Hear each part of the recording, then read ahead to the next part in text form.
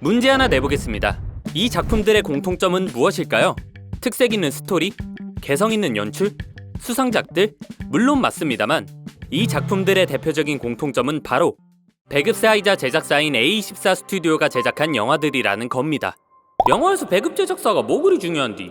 당연히 중요합니다. 음악으로 치면 활동하는 아티스트 못지않게 그들을 서포트하는 엔터테인먼트 회사도 중요하죠. 이처럼 어떤 제작사나 배급사를 만나냐에 따라 작품이 더 성공하기도 하고 혹은 좋은 작품이 빛을 못 보기도 합니다. 할리우드의 수많은 제작사 중에서도 A24는 최근 몇 년간 꾸준히 높은 흥행률을 기록하며 본인들의 존재감을 드러내고 있습니다. 게다가 A24 제작은 믿고 본다 라는 말이 있을 정도로 브랜딩이 잘 되어 두터운 팬덤이 존재할 정도죠. A24는 우리나라로 치면 쇼박스나 CJ ENM, 롯데엔터테인먼트 같은 제작사인데요. 대체 어떻게 제작사인 A24가 이렇게 두터운 팬층을 확보하고 흥행 보증수표가 될 수 있었던 걸까요? A24는 3명의 제작자가 모여 만들었습니다. 다니엘 카츠, 데이비드 펜켈, 존 호지스. 이 형님들은 우리가 진짜 만들고 싶은 영화를 만들자라는 열정으로 모였고 관객의 마음을 사로잡는 독창적인 스토리를 만드는 것을 목표로 삼았죠. 그래서 창작자에게 자유를 주고 실험적인 영화를 만들기로 합니다. 그렇게 A24는 소규모 배급사로 시작해 현재는 190편 이상의 영화 및 TV 시리즈 배급과 제작에 참여했고 아카데미 후보작 50편, 수상작 16편 등을 가지고 있으며 동시에 많은 팬덤을 보유하고 있습니다. 이는 지금의 영화 산업이 더 이상 대중적인 코드와 자본력만으로는 성공을 보장하지 않으며 개성 있는 이야기와 독창적인 스토리가 살아남는 시대임을 증명하는 셈이죠. 그래서 그 성공, 어떻게 하는 건데? 이들의 성공 비결 6가지를 알아봅니다. 정체성, 그들만의 철학. A24는 처음에 영화 제작사가 아닌 배급사로 시작했습니다. 처음부터 제작을 하기엔 자본이 부족했으니까요.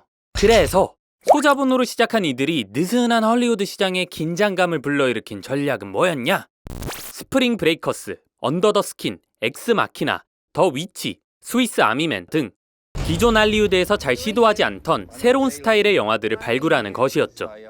이 영화들은 기존의 방식에서 벗어난 독특한 연출과 실험적인 스토리로 대중들에게 신선한 충격을 주며 인기를 끌었습니다. 대표적인 예시 중 하나는 스프링 브레이커스입니다. 당시 할리우드 영화들은 흥행이 보증된 안전한 소재에 의존하는 경우가 많았는데요. 이 영화는 청춘, 일탈, 쾌락, 범죄, 공허 등 당시 잘 시도하지 않는 파격적인 주제를 다루었죠. 동시에 화려한 네온 조명과 몽환적인 슬로우 모션, 일렉트로닉 음악과 왜곡된 화면 등 밝고 화려한 연출과 그 뒤의 이면에는 암울한 현대사의 어두운 면모를 심도 있게 다루며 관객들에게 충격을 주었습니다. 영화 감독이었던 하모니 코리는 우리가 할리우드 대형 제작사와 일했다면 이런 영화는 절대 나오지 않았을 거예요 라고 말했죠.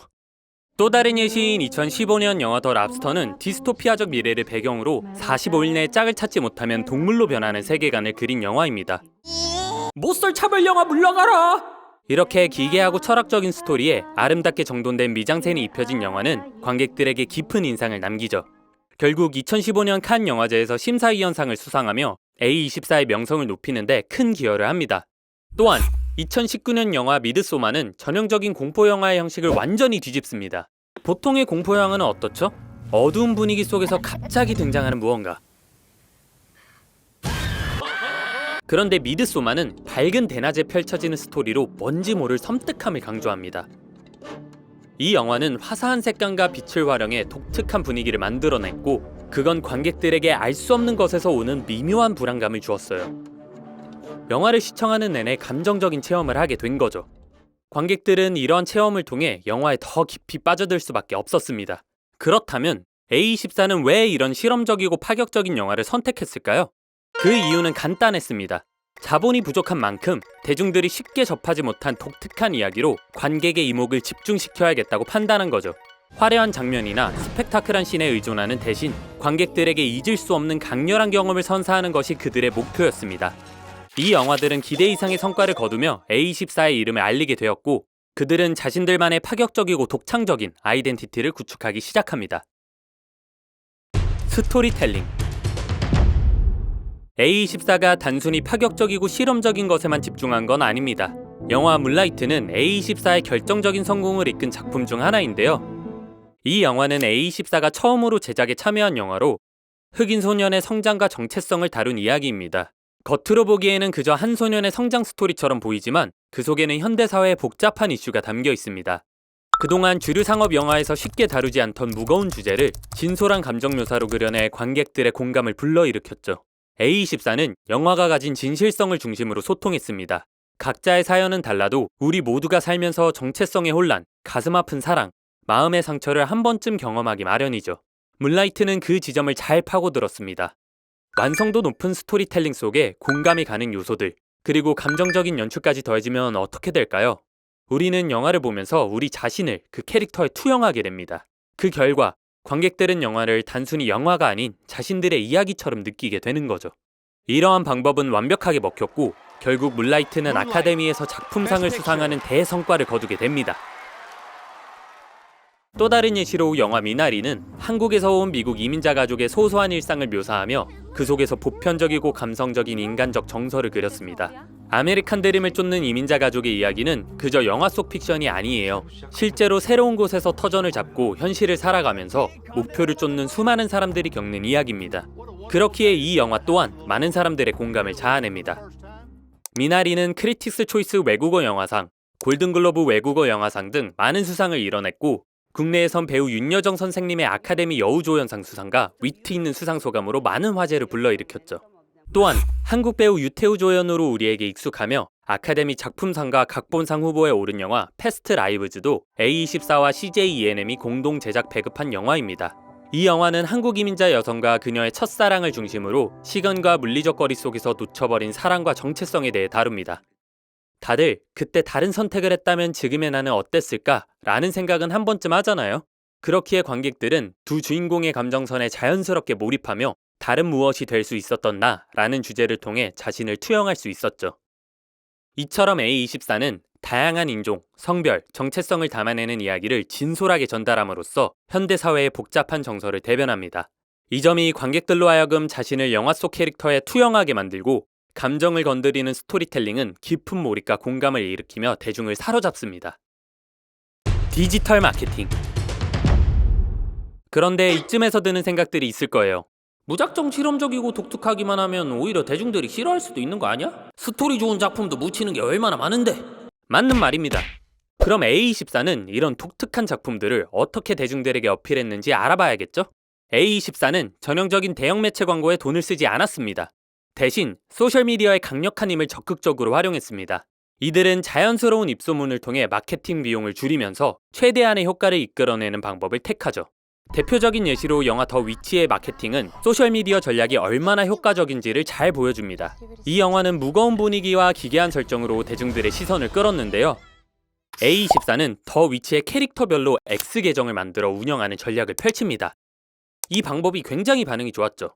또한 영화의 독특한 포스터와 기이한 예고편은 인스타그램과 X를 통해 빠르게 확산되었고 영화 팬들은 자신들의 리뷰를 SNS에 올리며 입소문을 타기 시작했습니다. 더 위치는 비교적 저예산 영화였지만 강력한 바이럴 마케팅 덕분에 높은 수익을 거둘 수 있었습니다. 다른 예시로 다니엘 레드클리프가 시체인 매니로 출연한 영화 스위스 아미맨 홍보 때는 뉴욕 곳곳에 매니 인형을 놨대요. 매니맨이 놨다고 합니다. 그리고 매니 또한 소셜미디어 계정을 만들어 이곳에서 팬들끼리 대화를 나누게 합니다. 또 가상 AI와 사랑에 빠지는 영화 엑스마키나 홍보 때는 영화 속 AI 운영체제인 에이바의 틴더 계정을 만들었어요. 실제로 채팅 상대들은 이 사실을 모르고 인스타그램 아이디를 교환했는데 인스타그램에 접속하니까 영화 트레일러와 포스터가 나왔다고 합니다. 속아서 열받긴 한데 신박하죠? A24는 소셜미디어의 특징을 너무 잘 알고 있었습니다. 그들은 영화 장면을 밈으로 만들어 이를 팬들이 자발적으로 퍼뜨리게 하는 전략을 택했고 이는 예산이 한정된 상황에서 특정 타겟층을 정확히 겨냥해 그들이 좋아할 만한 컨텐츠를 집중적으로 노출하는 영리한 전략이었죠. 일관성. 지금의 A24는 더 이상 인디 스튜디오라는 단어가 어울리지 않을 정도로 단기간에 빠르게 성장했지만 그들은 여전히 스튜디오의 취향과 개성을 확고히 유지해가고 있습니다. 2022년 개봉한 Everything Everywhere All at Once는 멀티버스라는 주제를 파격적으로 다루며 전 세계적으로 큰 인기를 끌었습니다. 이 영화는 한 가정의 이야기를 중심으로 차원을 넘나드는 대서사를 펼치는데 그 안에 사회 현상에 대한 문제의식과 깊은 인간적 메시지를 담아 관객들에게 신선하면서도 충격적인 인상을 남겼습니다. 이 영화의 감독은 특유의 기발한 상상력과 B급 유머 코드로 이미 온라인상에서 유명한 뮤직비디오 감독 출신 다니엘 콴과 다니엘 샤이너트인데요. 이 두 감독은 그들만의 다양한 아이디어로 독특한 연출, 넘치는 코미디, 화려하고 정신나간 듯한 CG 기법, 수많은 레퍼런스와 오마주 등을 더해 엄청난 맥시멀리즘 영화를 만들어냅니다. 그리고 그 모든 것들을 연결시켜주는 개성있는 스토리텔링과 깊이감 있는 메시지로 완성도까지 챙기죠. 뭔가 호불호가 갈릴 것 같은 설명이지만 이 영화는 관객과 평론가의 마음을 모두 사로잡으며 크게 흥행합니다. 특히 많은 팬들을 만들어내며 소셜미디어에서 엄청난 화제를 일으키는데요. 팬들이 각자의 다양한 해석을 자유롭게 나누며 커뮤니티를 형성하기까지 합니다. 영화 자체가 하나의 문화현상이 된 거죠. 그 외에도 A24가 제작하고 한국계 미국인인 이성진 감독이 연출과 각본을 맡은 2023년작 비프. 이 작품은 블랙 코미디 드라마로 A24만의 독창성을 잘 보여주는 작품 중 하나입니다. 신랄한 풍자와 코미디적인 요소가 뒤엉켜 있으며 또 한편으론 극사실적인 현실이 반영되어 어둡고 적적한 동시에 그럼에도 매우 희망찬 복합적인 감정을 선사하면서도 또 다른 방식으로 개성을 뽐내는 작품 중 하나죠. 그런데 뭔가 이전 작품들의 설명과 겹치는 말들이 꽤 있죠. 파격적인 소재, 독창성, 스토리텔링, 소셜미디어 등 A24는 그들의 작품에서 대중들이 환호한 코드들을 정확히 파악하고 새로운 영화에도 이를 계속 적용해 왔습니다. 이러한 작품들의 코드가 모여서 A24의 정체성을 더욱 확고히 하고 그 점을 일관성 있게 지켜나갔기에 A24 작품은 믿고 본다 라는 말이 나올 수 있었던 것 같네요. 팀 네트워크. A24는 감독들을 선택하는 과정에서 유명세를 크게 고려하지 않았습니다. 그들은 감독 개개인이 가진 독창성과 본인만의 표현 방식에 집중했죠. 또한 A24는 감독에게 모든 권한을 주며 감독 개인이 능력을 마음껏 펼칠 수 있게 한 것으로 잘 알려져 있는데요. 덕분에 A24는 능력 있는 신예 영화 감독들을 많이 발굴해냈습니다. 이 중에는 첫 작품으로 데뷔하는 감독들도 있었으며 이미 기존의 단편이나 장편 작품을 해왔지만 대중적으로는 잘 알려지지 않은 감독들도 있었습니다. 이런 신예 감독들과의 협업은 틀에 박히지 않은 신선한 작품을 만드는 데 효과적이었으며 몇몇 작품들은 수상에 이르기까지 하죠. 더불어 A24는 한 번 인연을 맺어 합이 맞춰진 감독들과 여러 편의 작업을 지속함으로써 그들과의 유대를 지켜왔어요. 이것 또한 그들만의 색깔을 유지하는 비결이라고 볼 수 있습니다. 콜라보레이션, 팬덤 구성. A24는 단순히 영화를 만드는 데 그치지 않고 다양한 브랜드와 창의적인 협업을 통해 그들의 브랜드를 확장해 왔습니다. 이민자의 이야기를 담은 미나리의 개봉 이후에는 이민자 커뮤니티와 협업해 특별 상영회를 개최했으며 더 플로리다 프로젝트라는 작품은 플로리다의 디즈니월드 근처 저소득층 모텔에서 살아가는 어린이와 그들의 가족 이야기를 다루었는데 영화 개봉 후 디지털 판매 수익 일부를 플로리다에 있는 저소득 가정을 위해 커뮤니티 허프 센터에 기부하기도 했습니다. 이외에도 A24는 다양한 아티스트들과 여러 콜라보를 진행해 왔는데요. 영화 미드소마, 언컷 잼스, 유전, 에올 등 여러 아티스트들과 영화 관련 작품을 제작한 것입니다. 영화 개봉 후 한정판 굿즈, 한정판 포스터, 티셔츠, 아트북 등을 제작했으며 이는 팬들에게 폭발적인 관심을 받으며 매진 열풍을 이끌었습니다. 핫도그 손가락 이거 탐나는데? 또한 A24는 영화 관련 상품 외에도 A24 자체를 브랜드화시켜 다양한 굿즈들을 판매 중인데요. 공식 사이트에서는 AAA24라는 멤버십을 운영하며 할인 혜택, 한정판 선구매, 상품 독점 구매, VIP 이벤트 초대 등의 혜택을 제공한다고 합니다. 이는 팬들이 영화를 단순히 소비하는 것이 아니라 그 안에서 소속감을 느끼고 더 깊이 있는 문화를 형성하도록 만듭니다. 쉽게 말해 팬덤이 아주 두터워지는 거죠. 또 이런 특별한 방식은 소문이 잘 나요. 그럼 새로운 고객층에게 브랜드를 알릴 수 있는 좋은 방법이 되기도 합니다. 이처럼 A24의 콜라보레이션은 영화의 경계를 넘어 다양한 문화를 아우르는 방식으로 브랜드를 확장하는 데 중요한 역할을 했습니다. A24의 모든 영화가 성공한 것은 아닙니다. 수많은 작품들 중 큰 반응 없이 사라진 작품들도 있었어요. 하지만 애초에 A24는 모든 대중을 겨냥하지 않았습니다. 오히려 그들은 소수의 열광적인 팬들을 확보하는 데 주력해왔죠. 그리고 이 소수의 팬들이 영화에 대한 강한 애착을 갖고 자신의 취향을 다른 사람들과 공유하며 더 큰 입소문을 만들어낸 겁니다.